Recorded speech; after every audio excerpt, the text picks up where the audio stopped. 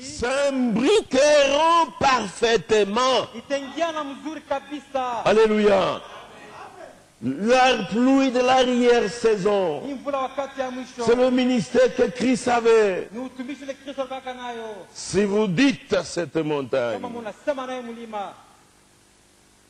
toi montagne, ô toi de l'an, jette-toi dans la mer, il dit ça s'accomplira. Parce que les disciples étaient étonnés. En allant vers Jérusalem, Jésus avait faim. Il a vu un figuier. Il y est allé pour prendre un fruit. Et ce n'était même pas la saison des fruits. Et comme il n'y avait point de fruits, Jésus dit au figuier, il dit, toi figuier, jamais personne ne mangera de ton fruit. Alléluia. Ils sont allés à Jérusalem. Au retour, tous les disciples cherchaient à voir de l'arbre.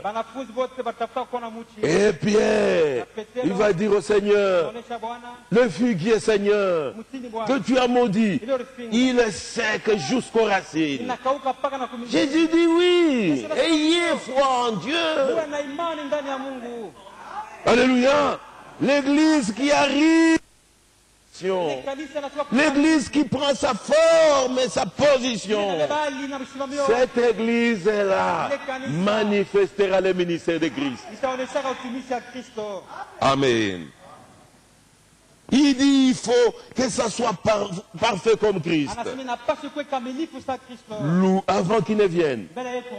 Et quand il vient, lui, Christ, et ce ministère qui se manifeste dans son église s'emboîteront parfaitement l'un dans l'autre.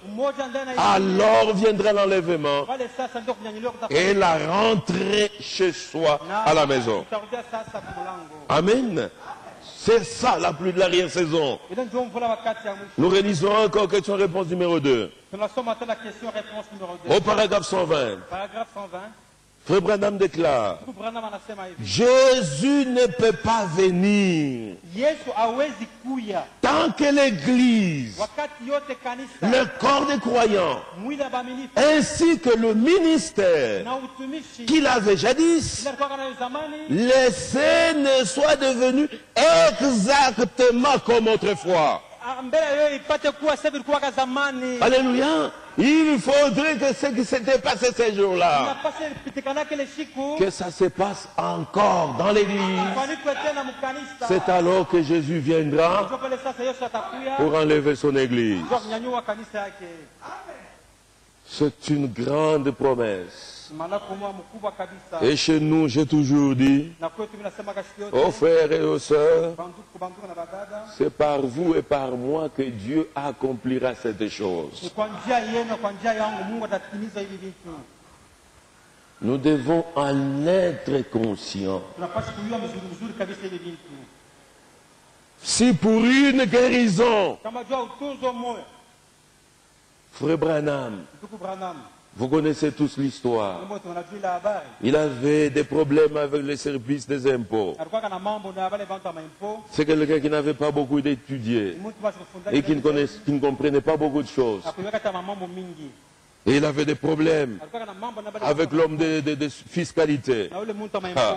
Frère, il était troublé par ça.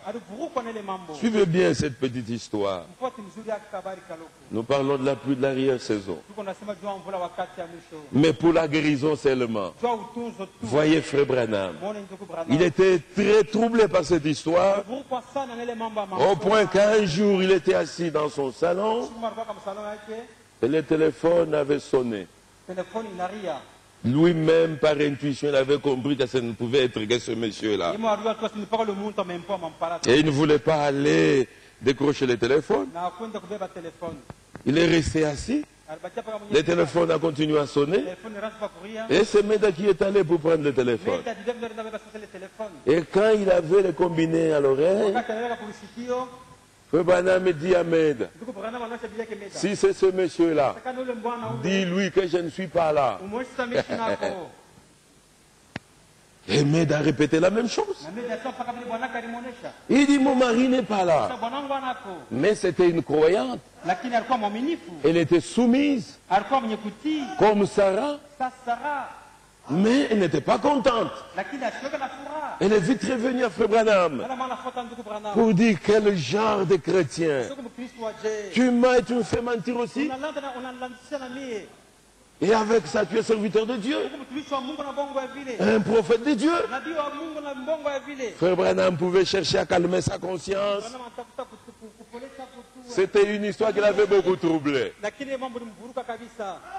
Ça n'a pas tardé. Quelque temps après, le téléphone a encore sonné. Le petit Joseph qui était là et qui avait assisté à la scène, comme tous nos enfants dans nos maisons, vite, vite, là, Joseph a couru au téléphone pour prendre le combiné et mettre à l'oreille.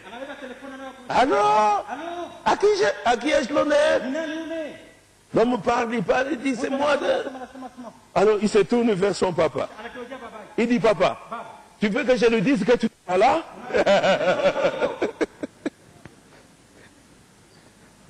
Alléluia.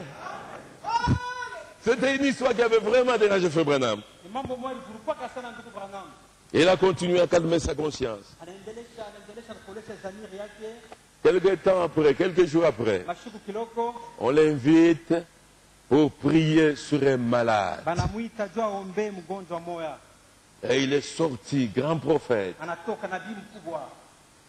Il a pris sa voiture. Il a vite roulé. Et il est arrivé au lieu.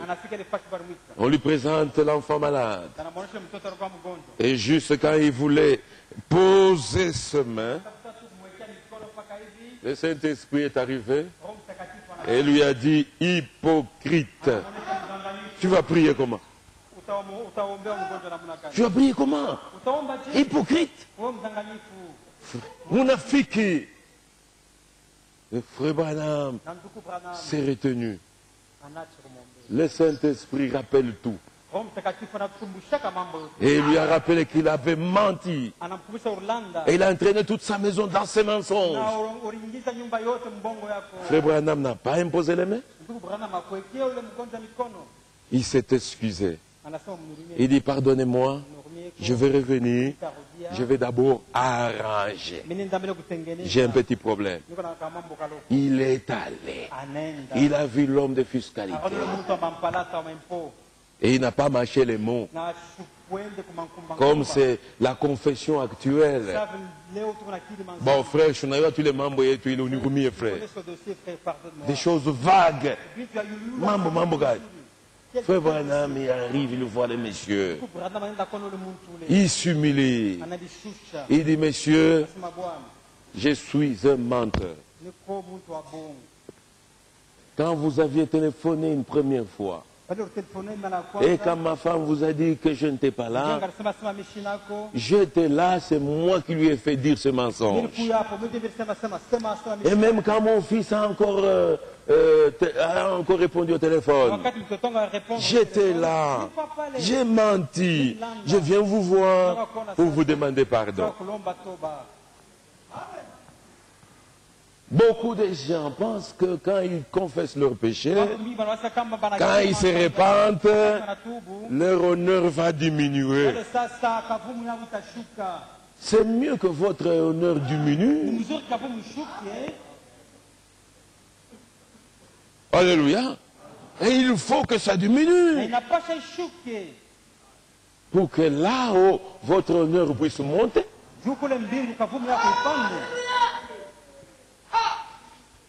Frère, que Dieu nous aide. La véritable repentance n'existe plus. Maintenant, ce sont des formalités. Ce sont les lèvres qui parlent. Et à l'intérieur, il n'y a aucun regret. Frère, l'homme de fiscalité lui a dit, il dit, Pasteur Branham, je savais que tu viendrais, mais avec ce que tu viens de faire maintenant, j'ai encore plus confiance en toi. Alléluia. Oui, frère. Quand quelqu'un se répand, Dieu lui fait maintenant confiance. Frère Branham dit, c'est même la preuve que c'est un enfant de Dieu. Oui, frère, parce que nous bronchons tous de diverses manières. Mais quand quelqu'un reconnaît sa faute et se repent, c'est la preuve qu'il est enfant de Dieu.